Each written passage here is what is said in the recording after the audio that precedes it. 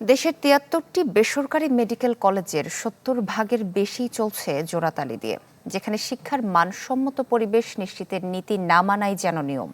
এসব প্রতিষ্ঠান থেকে বের হওয়া মানহীন চিকিৎসকরা নেতিবাচক প্রভাব ফেলছে দেশের সেবা খাতে। এমদাদ হকের রিপোর্ট। দেশে বেসরকারি মেডিকেল শিক্ষা কার্যক্রম শুরু বাংলাদেশ মেডিকেল কলেজ প্রতিষ্ঠার মধ্য দিয়ে ১৯৮৬ সালে। প্রতিষ্ঠার ৪ দশকেও পূর্ণাঙ্গ রূপ পায়নি প্রতিষ্ঠানটি। অভিযোগ, নিজস্ব কোনো ক্যাম্পাস নেই মেডিকেল কলেজটির, শিক্ষক সংকটের পাশাপাশি নেই পর্যাপ্ত টিউটোরিয়াল রুম। অথচ আইন বলছে মেডিকেল কলেজ ও হাসপাতাল হতে হবে নিজস্ব অন্তত ২ একর জমিতে।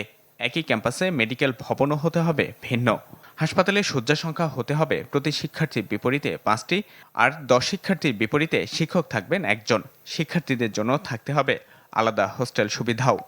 পর্যাপ্ত ইকুইপমেন্ট নাই, পর্যাপ্ত শিক্ষক নাই, পর্যাপ্ত ল্যাব ফ্যাসিলিটি নাই, আপনি তাদেরকে ডাক্তারের সার্টিফিকেট ধরাই দিলেন।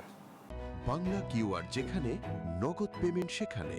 সারা দেশে ১০ লাখেরও বেশি মার্চেন্টে নগদে পেমেন্ট করুন খুব সহজে। ঠিক আছে, সে নিজেকে ডাক্তার দাবি করতেছে, সে যখন ট্রিটমেন্ট করবে আপনার জীবনটা তার হাতে ছেড়ে দিলেন আপনি। কত ভয়ঙ্কর কথা। ঠিক আছে, তো এটার ক্ষতিগ্রস্ত হচ্ছে তো দেশের মানুষ দিন শেষে।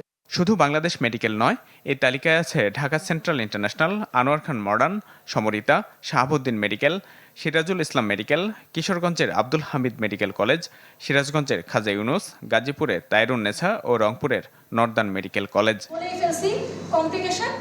স্বাস্থ্য অধিদপ্তরের তথ্য বলছে, নীতিমালার শর্ত পুরোপুরি মানছে না ৭৩টি বেসরকারি মেডিকেল কলেজের অন্তত ৫১টি। ফলে মানহীন পরিবেশে তৈরি হচ্ছে না মানসম্মত চিকিৎসক।